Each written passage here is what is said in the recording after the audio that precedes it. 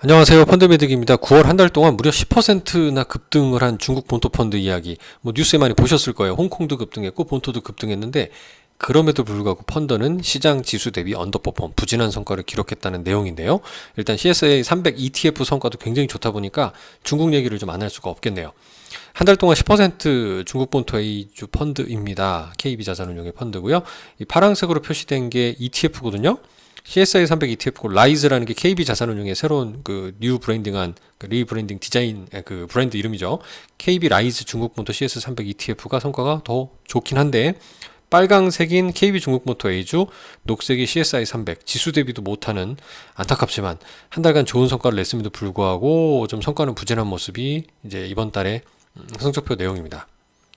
상위 10종목에도 보면 첫 번째 KB 라이즈 차이나 메인랜드의 그 뒤가 잘린 거죠. CSI 300 중국 본토를 의미한 영문 이름입니다.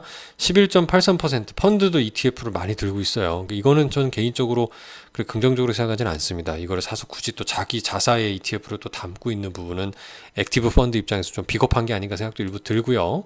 종목으로 승부를 내야 되는데 일단 투자 설명서를 찾아보면 왜 그런 또 말씀을 드리냐면 액티브 펀드는 우리가 이렇게 비싼 비용을 냅니다.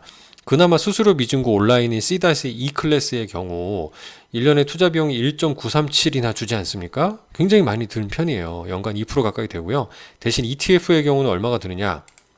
이렇게 찾아보면 무려 0.22%밖에 안 됩니다. 아까 제가 말씀드린 1.937이 펀드에 들잖아요. 이 비싼 비용을 들여서 투자하는데 이걸 그 중에 또 11%를 ETF에 투자한다? 이거는 조금 안타깝습니다.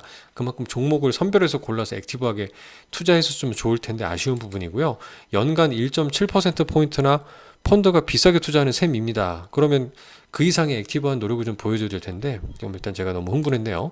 자, 일단 매니저 노트상의 특징적인 부분은 없고 주가도 반등은 했다지만 아직 고점 대비 한참 모자른 수준들이라 아예 여기서 중국을 거들떠보는 분들이 별로 없죠. 2년 성과가 마이너스 10% 수준입니다. 아직도. 펀드 성과 부분에 있어서는 최근 주요 섹터별 등으로는 금융이나 소재 등이 상위권에 있습니다. 한 달 동안 무려 10%나 반등한다는 게 특정 국가의 어떤 인덱스 지수라고 하기에는 좀 아이러니한 급등이라고 볼 수 있습니다. 개별 주식도 아니고 말이죠. 이제 금융이나 소재가 많이 올랐고, 금융 소재라고 하니까 제가 앞서 워낙 중국 주식이 힘들고 저도 지칠 때 배당 많이 주는 중국 주식들, 또 시가총액 1위를 탈환했다는 중국 공상은행 말씀도 드린 적이 있죠. 최근 6개월 기준으로 공상은행, 초상은행 다 10%대 이상 좋은 성과를 내고 있는데 핑안보험도 한 40% 가까이 엄청난 좋은 성과를 내주고 있는 게 기쁩니다. 안타깝지만 투자자분들의 관심은 많이 없는 편이긴 합니다. 주요 섹터별 비중에서는 이제 보시는 바와 같고요.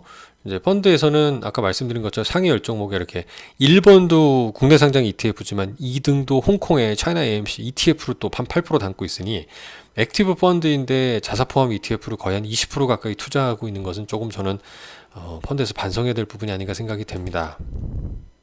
여기 CATL 같은 배터리 주식도 들어있는 게 좀 신선하네요.